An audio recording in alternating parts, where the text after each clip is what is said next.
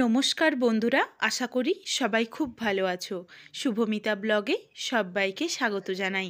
আজকে তোমাদের সাথে পুঁই মেটুলির রেসিপি শেয়ার করব। সবচেয়ে সেরা স্বাদে গরম ভাতের সাথে এইভাবে যদি পুঁই মেটুলি রান্না করা যায় তাহলে কিন্তু সবাই চেটে পুটে খাবে। রেসিপিটা কেউ স্কিপ করো না, স্কিপ করলে কিন্তু অনেক কিছু মিস করে যাবে। কন্টিনিউ করতে থাকো, আশা করি রেসিপিটা তোমাদের ভালো লাগবে। তোমাদের কাছে আমার একটাই অনুরোধ রইল, বাড়িতে অবশ্যই একবার পুঁই মিটুলি এইভাবে রান্না করে দেখো। তাহলে চলো রেসিপিটা দেখে নেওয়া যাক। এখানে প্রথমেই আগে পুঁই মিটুলিগুলো আমি গোটা অবস্থাতে ভালোভাবে ধুয়ে একটু ছোট ছোট করে টুকরো করে ভেঙে নিচ্ছি। তোমরা চাইলে এটা বটিতে বা ছুরিতে করে কেটেও নিতে পারো, তবে ভেঙে নিলেও কিন্তু খুব সহজেই ভাঙা হয়ে যায়, কারণ একদম টাটকা আর নরম রয়েছে। এদিকে বেশ কিছু সবজি কেটে ধুয়ে পরিষ্কার করে ঝুড়িতে রেখেছি, যাতে পুরো জলটাই ঝরে যায়। এখানে আমি নিয়েছি সরু সরু লম্বা করে কেটে নিয়েছি আলু, মূলো, আর রয়েছে বেগুন, সিম। তবে তোমরা চাইলে তোমাদের পছন্দ মতো আরও কিছু সবজি এর সাথে অ্যাড করতে পারো, সেটাও খেতে ভীষণই ভালো লাগবে। সবজির জলটা অতি অবশ্যই ভালোভাবে ঝরিয়ে নিতে হবে, নইলে কিন্তু সবজিটা ভালোভাবে ভাজা হবে না। কড়াই বসিয়ে কড়াইয়ের মধ্যে 1 চামচ পরিমাণে সরষের তেল গরম করে নিয়েছি, আর কিছুটা পরিমাণে বড়িকে আমি ভেঙে নিয়েছি। ভাঙা বড়ি দিলে অল্প বড়ির মধ্যেই কিন্তু পুরো রান্নাটা প্রত্যেকবারেই মুখে পড়ে বড়িগুলো, এই জন্য কিন্তু আমি এভাবে ভেঙে এই রান্নাতে বড়িটা ব্যবহার করছি। বড়িটা সুন্দর লালচে রং ধরিয়ে তুলে রাখলাম। ওই কড়াইয়ের মধ্যেই আবারও 2 চামচ পরিমাণে সরষের তেল গরম করে নিয়েছি। এই তেলের মধ্যেই কিন্তু পুরো রান্নাটা হয়ে যাবে। দিয়ে দিলাম 2টো ফাটিয়ে নেওয়া শুকনো লঙ্কা, 1/2 চামচ পাঁচফোড়ন। পাঁচফোড়ন আর শুকনো লঙ্কাটাকে নাড়াচাড়া করে ভেজে নিয়েছি। তারপর দিয়ে দিলাম পেঁয়াজ কুচি। পেঁয়াজটাকে একটু মোটাভাবে কেটেছি, একদম কিন্তু মিহি করে কাটিনি। পেঁয়াজটা দিয়ে নাড়াচাড়া করে নিচ্ছি প্রায় 30 থেকে 40 সেকেন্ড সময় নিয়ে। এর থেকে বেশি আর ভাজার দরকার নেই, তাহলে কিন্তু পেঁয়াজটা একদম পুড়ে যাবে সবজি ভাজা হতে হতে। এরপর এর সাথে দিয়ে দিচ্ছি প্রথমেই আলু আর মূলো। তুলনামূলকভাবে আলু আর মূলোটা একটু শক্ত সবজি, আর এগুলো সেদ্ধ হতেও একটু সময় লাগে। এই জন্য প্রথমে আগে এগুলো দিয়েই নাড়াচাড়া করে একটু ভেজে নেব। এখন কিন্তু লবণ দেব না, লবণ দিলেই এগুলো থেকে জল ছাড়তে শুরু করবে, তখন কিন্তু সবজিগুলো ভাজা হবে না। লবণ ছাড়াই আমি সবজিগুলোকে সুন্দর একটা লালচে রং ধরিয়ে ভেজে নেব, তাহলে তরকারিটা খেতে খুব ভালো হয়। প্রায় 2 থেকে 3 মিনিট সময় নিয়ে আলু আর মূলোটাকে একটু নাড়াচাড়া করে নিয়েছি। এরপর এতে দিয়ে দিচ্ছি বেগুন, শিম আর পুঁই মিটুলি। প্রথমেই যদি এগুলো দেওয়া হতো তাহলে কিন্তু আলু আর মূলোটা ভালোভাবে ভাজা হতো না, কারণ বেগুন, শিম আর পুঁই মিটুলির থেকে বেশ অনেকটা পরিমাণে এরপর জল ছাড়বে। তবে এখন আমি লবণ দেব না, লবণ ছাড়াই নাড়াচাড়া করে এগুলোকে একটু ভেজে নেব, তাহলে কিন্তু তরকারিটা খেতে খুব ভালো হবে। লবণ ছাড়া সবজিগুলোকে ভেজে নিয়েছি। এরপর এখানে আমি লবণের ব্যবহার করব। সবজিটার কালারটা দেখো বেশ অনেকটা চেঞ্জ হয়ে গেছে।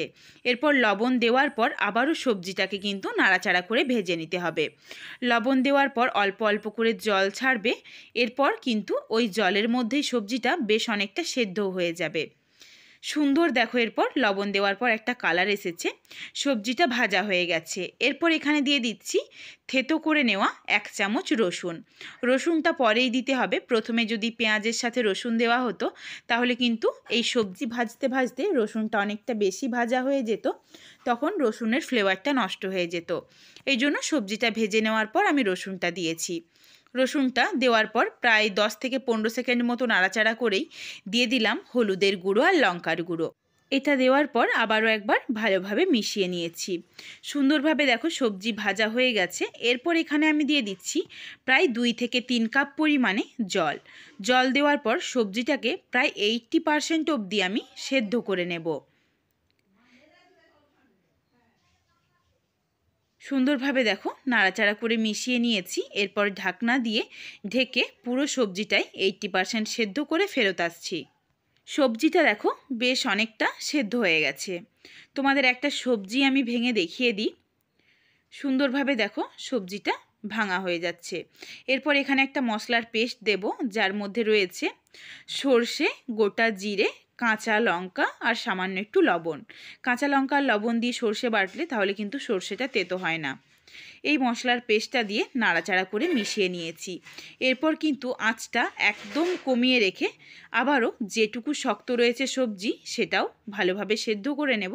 আর এর মধ্যেই কিন্তু মশলাটাও সুন্দরভাবে সেদ্ধ হয়ে যাবে। সুন্দরভাবে সমস্ত সবজি সুসেদ্ধ হয়ে গেছে। এরপর এখানে দিয়ে দিলাম 1/2 চামচ চিনি। চিনিটা কিন্তু অবশ্যই দিতে হবে, নইলে কিন্তু এই পুঁই মিটুলি খেতে ভালো লাগবে না। চিনি দিয়ে আবারও নাড়াচাড়া করে মিশিয়ে দিচ্ছি। জলটা আরেকটু কমে গেলে ফেরত আসছি। জলটা দেখো বেশ অনেকটা কমে গেছে, তরকারিটা প্রায় শুকনো শুকনো হয়ে এসেছে। এরপর এতে দিয়ে দেব 1 মুঠো ধনেপাতা কুচি। এই শীতকালের পুঁই মিটুলি রান্নাতে ধনেপাতা না দিলে কিন্তু খেতে এতটা ভালো লাগবে না। দিয়ে দিচ্ছি 1 মুঠো ধনেপাতা কুচি আর ভেজে রাখা বড়ি। বড়ির মধ্যেও কিন্তু বেশ অনেকটা পরিমাণে জল টেনে নেবে। যেটুকু জল রয়েছে রান্নাটার মধ্যে এখনও, এটাও কিন্তু শুকিয়ে যাবে খুব সহজেই। আর এই সবজি রান্না বা এই পুঁই মিটুলির চচ্চড়ি রান্নাটা কিন্তু বেশ শুকনো শুকনোই খেতে ভালো লাগে। তবে অনেকে যে কোনো সবজি একটু গামাখো খেতে পছন্দ করে, তারা কিন্তু অল্প একটু গামাখোভাবেও তরকারিটা বানাতে পারো। তবে এখানে আমি একদমই শুকনো করে নিচ্ছি। খুব ভালোভাবে জলটা শুকিয়ে নেব। পুঁই মিটুলির চচ্চড়ি কিন্তু রেডি হয়ে গেছে। এরপর এটাকে নাবিয়ে নিচ্ছি। কতটা লোভনীয় দেখতে হয়েছে দেখো, খেতেও কিন্তু দুর্দান্ত স্বাদের। একদম শুকনো শুকনো এই পুঁই মিটুলির তরকারি গরম ভাতের সাথে আর কিচ্ছু লাগবে না। রেসিপিটা তোমাদের কেমন লাগলো কমেন্ট করে জানাতে ভুলো না কিন্তু। রেসিপিটা যদি ভালো লাগে তাহলে লাইক করো, শেয়ার করে বন্ধুদের দেখার সুযোগ করে দিও। তোমরা যদি এই রকম নিত্য নতুন রেসিপি আরও পেতে চাও তাহলে অবশ্যই আমার চ্যানেলটিকে সাবস্ক্রাইব করে পাশে থাকা বেলটি অন করে অল নোটিফিকেশান অন করে দিও, যাতে আমার প্রত্যেকটা রেসিপির নোটিফিকেশান সবার প্রথমে তোমাদের কাছে পৌঁছে যায়। আবারও খুব শীঘ্রই হাজির হচ্ছি নতুন কোনো এক রেসিপি নিয়ে। পরবর্তী রেসিপি দেখার আমন্ত্রণ রইল। পুরো ভিডিওটা দেখার জন্য অনেক অনেক ধন্যবাদ। তাহলে আজকে আসি, সবাই ভালো থেকো, সুস্থ থেকো। আবার দেখা হচ্ছে নতুন কোনো এক রেসিপির সাথে।